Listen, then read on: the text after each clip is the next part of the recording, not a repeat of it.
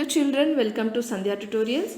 Exercise 4.4 లోని question number 4 ని చూద్దాం. Okay, solve the following riddle. Okay, ఇక్కడ మనకు ఒక రిడిల్ అయితే ఇచ్చారు. రిడిల్ ఇస్ నథింగ్ బట్ పొడుపు కథ. ఓకే, సో ఈ రిడిల్ని మనము ఈక్వేషన్ ఫామ్లో ఫస్ట్లీ రాసుకొని సాల్వ్ చేయాలి. ఓకే, ఏమి ఇచ్చారు అని అంటే I am a number, tell my identity. Okay, so నేను ఒక నెంబర్ని, నా యొక్క ఐడెంటిటీ అంటే నేనేంటో కనుక్కోండి అని చెప్పేసి వీళ్ళు అడుగుతున్నారు. Take me 7 times over and add a 50. 7 times, 7 times అంటే ఏమని చెప్పాను, టైమ్స్ అని వచ్చినప్పుడు ఎప్పుడైనా సరే మనము మల్టిప్లికేట్ చేసుకోవాలి.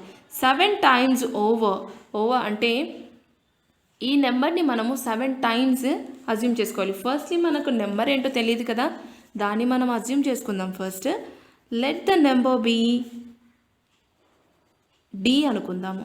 ఓకే, డి అనేది మనం నెంబర్ అనుకుంటే కనుక దాన్ని ఫస్ట్లీ మనము 7 times రాయాలి. 7 times అంటే 7 into డి, ఎందుకంటే ఆ నెంబర్ని మనం డి అనుకున్నాం, రైట్.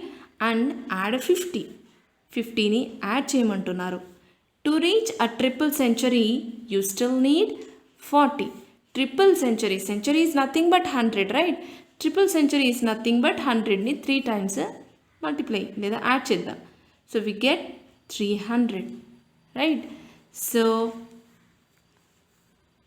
300 ట్రిపుల్ సెంచరీ రావాలి అని అంటే మనకు ఇంకా 40 కావాలి అని అంటున్నారు. అంటే మనం ఇక్కడ 40ని యాడ్ చేయాలి. Okay, 70 + 50 + 40 that gives 300. Triple century వచ్చింది, రైట్. సో ఇప్పుడు మనము ఇక్కడున్న డి వాల్యూని కనుక్కుందాం. అంటే ఫస్ట్లీ మనము ఈ నెంబర్స్ని ఇటువైపు పంపించేద్దాం. సో 50 + 90 ఎంత అవుతుంది, ఇట్ బికమ్స్ 90, రైట్. 50 + 40 బికమ్స్ 90. ఈ 90ని ఇటువైపు పంపించేద్దాము. ఇట్ బికమ్స్ -90, ఎందుకంటే ఇక్కడ ప్లస్ ఉంది కాబట్టి. సో 300లో నుంచి 90 తీసేస్తే వి గెట్ 210, రైట్. సో ఇప్పుడు మనము ఈ 7ని కూడా ఇటువైపు పంపించేద్దాము. It becomes divided by, right. So 7 3s are 21, 7 0s 0.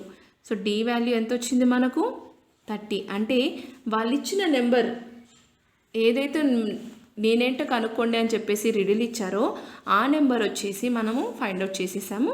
ఆ నెంబర్ 30 ఇక్కడ. ఓకే, సో లాస్ట్లో రాస్తాము. thus the required number is 30. Okay, ఈ 30ని ఇందులో సబ్స్టిట్యూట్ చేస్తే మనకు 300 వస్తుంది. Okay, this is the end of the 4th one and this is the end of the 4.4 exercise also. Next we will move to the 5th chapter.